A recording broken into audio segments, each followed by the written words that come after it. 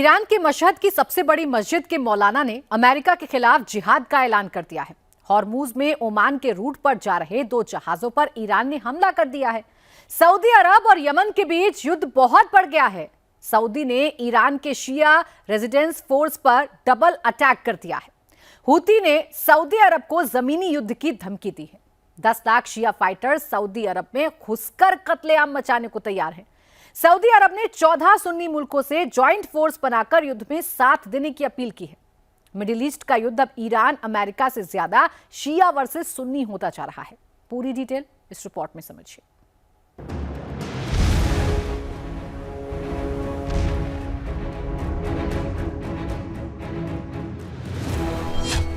Iran की शिया resistance force का अंत इजरायल से पहले सऊदी करेगा।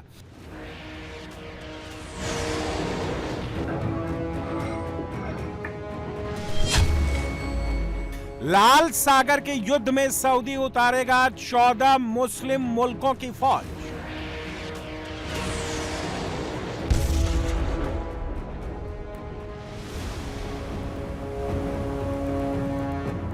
सऊदी अरब ने ईरान के 2 बड़े रेजिस्टेंस फोर्स के खिलाफ आर पार की जंग छेड़ दी है।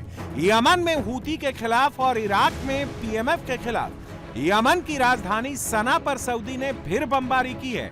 दूसरी तरफ ईरान के निन्वे प्रांत में पीएमएफ के अड्डों पर अमेरिका के साथ मिलकर हमले किए हैं। यमन की राजधानी सना में अब भी आग के शोले उठ रहे हैं। इराक में रेजिस्टेंस फोर्स के अड्डों से शव उठाने का काम खत्म नहीं हुआ है। इराक से 5 शव इस्लामिक रिजीम के झंडे में लपेट कर तेहरान लाए गए हैं। ये आईआरजीसी के उन अफसरों के शव हैं जो इराक में पीएमएफ के कैंप में मौजूद थे जब सऊदी ने वहां एयर स्ट्राइक की। सऊदी अरब पर ड्रोन अटैक इराक की जमीन से पीएमएफ ने किए थे। उस वक्त वहां आईआरजीसी की मौजूदगी ने सऊदी क्राउन प्रिंस मोहम्मद बिन सलमान का गुस्सा और भड़का दिया। यह गुस्सा हूती पर आग बनकर बरसने वाला है। हूती ईरान का सबसे ताकतवर शिया मिलिशिया ग्रुप है जो यमन के बड़े हिस्से में काबिज है।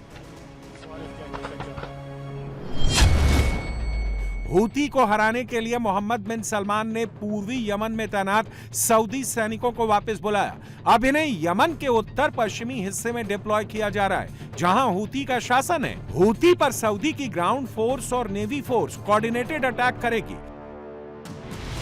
सऊदी अरब हूतियों के खिलाफ लाल सागर में भी युद्ध लड़ रहा है। यहां हूतियों ने सऊदी अरब के जहाजों पर ब्लॉकेड लगा दिया है। हूतियों ने सऊदी अरब के जहाजों पर मिसाइल हमले करके उन्हें बाब अल मंदेब की खाड़ी तक जाने से रोक दिया है। सऊदी अरब सामान्य दिनों में हॉर्मुज स्ट्रेट से 80% तेल का व्यापार करता है जो करीब 60 लाख बैरल डेली होता है। 20% व्यापार बाब अल मंदेब की खाड़ी से करता है जो करीब 20 लाख बैरल डेली होता है।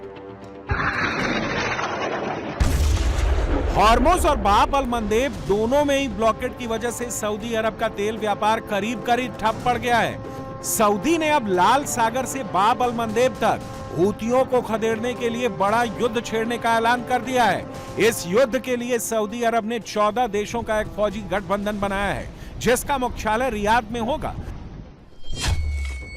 गठबंधन में सऊदी अरब, कुवैत, बहरीन, कतर, पाकिस्तान, तुर्की, मिस्र, Jordan, Bangladesh, Nigeria, Sudan, Djibouti और सोमालिया शामिल हैं। गठबंधन में शामिल सभी देशों में सुन्नी मुस्लिम शासन है। सऊदी की ज्वाइंट फोर्स में कोई शिया शासन वाला देश शामिल नहीं है।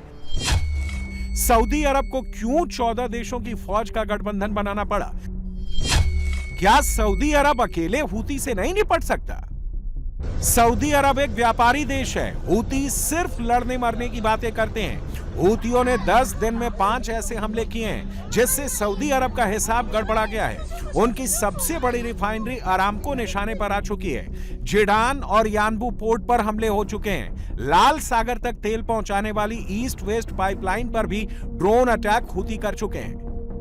हूती से सऊदी अरब के लिए लड़ाई आसान नहीं है। यह सऊदी अरब के जेजान और यमन के बॉर्डर का इलाका है। सऊदी सैनिक बख्तरबंद गाड़ियों में जा रहे हैं, तभी हूती के गुरिल्ला फाइटर्स उन पर जानलेवा हमला कर देते हैं। सऊदी सैनिकों को जान बचाने के लिए मिलिट्री वाहन छोड़कर भागना पड़ता है। हूतियों से लड़ाई क्यों मुश्किल है वो इन तस्वीरों से समझ लीजिए। वो बिना किसी मिलिट्री ड्रेस के ही नंगे पैर बंदूक लेकर निकल पड़ते हैं, अंधाधुंध फायरिंग करते हुए आगे बढ़ते हैं।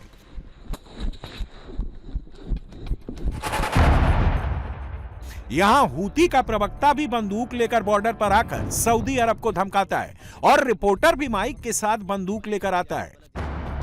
शिया हूतियों ने सऊदी की कुल 14 देशों की सुन्नी फोर्स से युद्ध के लिए 10 लाख फाइटर्स तैयार किए हैं। हूतियों ने सऊदी अरब की धरती पर घुसकर युद्ध की धमकी दी है। ईरान ने खाड़ी में हूती, हिजबुल्ला, हमास और कताइब हिजबुल्ला जैसे रेजिस्टेंस फोर्स बनाए हैं। ईरान अपने दुश्मन मुल्कों को इन्हीं प्रॉक्सी आतंकी संगठनों से डराता है। सऊदी अरब हूती और कताइब हिजबुल्ला के पीछे पड़ गया है। इजरायल हमास और हिजबुल्ला को ठिकाने लगा रहा है। यह साउथ लेबनान का ब्यूफोर्ट इलाका है। इजरायल ने यहां हिजबुल्ला के टनल नेटवर्क को तबाह करने के लिए 700 टन बारूद एक साथ गिराया है। हिजबुल्ला फाइटर इन्हीं टनल से निकल कर आते थे और आईडीएफ की ग्राउंड फोर्स पर हमले कर दोबारा छुप जाते थे। साउथ लेबनान का ब्यूफोर्ट किला सबसे ऊंचाई पर है, जहां से लिटानी नदी तक पूरे इलाके पर नजर रखी जा सकती है। ईरान अमेरिका या सऊदी के किसी भी गठबंधन से ना डर रहा है और ना कमजोर पड़ रहा है। ईरान ने ऑपरेशन थंडरबोल्ट की 27वीं वेव लॉन्च कर दी है। 3 देशों कुवैत, बहरीन और जॉर्डन में अमेरिकी बेसों को निशाना बनाया है। The war in Yemen, especially, I think that's the biggest area of concern. If the war in Yemen resumes, it might go on regardless of whether Iran and the United States are able to reach an agreement or not. If relations between Iraq and Saudi Arabia are further damaged, that again could be a legacy of this war that would be long-lasting. Iran ने Kuwait के अहमद अल Zubair airbase पर फिर drone attack कर दिया है। IRGC ने इसका video जारी किया है। ईरान का दावा है कि उनके कामिकाजे ड्रोन ने अमेरिकी बेस पे बड़ा नुकसान पहुंचाया है। फाइटर जेट के शेल्टर, सैटेलाइट कम्युनिकेशन सिस्टम और हथियारों के स्टोर को निशाना बनाया है।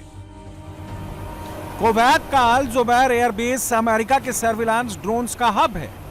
ईरान पर एयर स्ट्राइक के लिए भी अमेरिका इस बेस का इस्तेमाल करता है।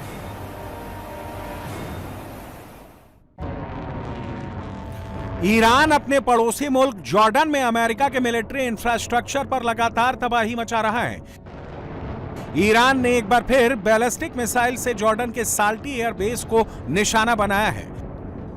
अमेरिका का दावा है कि ईरान की सभी मिसाइलों को उनके एयर डिफेंस ने हवा में ही मार गिराया। ईरान ने सैटेलाइट इमेज जारी करते हुए अमेरिका के दावों को झूठा बताया है। ईरान का दावा है साल्टी एयरबेस में नए हमले कारगर रहे हैं। अमेरिका को बड़ा नुकसान हुआ है।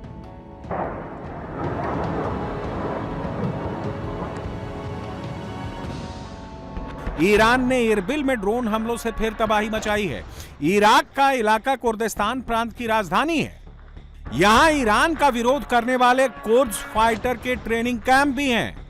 अमेरिका ने ईरान में ग्राउंड ऑपरेशन के लिए कुर्द फाइटर को हथियार और ट्रेनिंग दी है।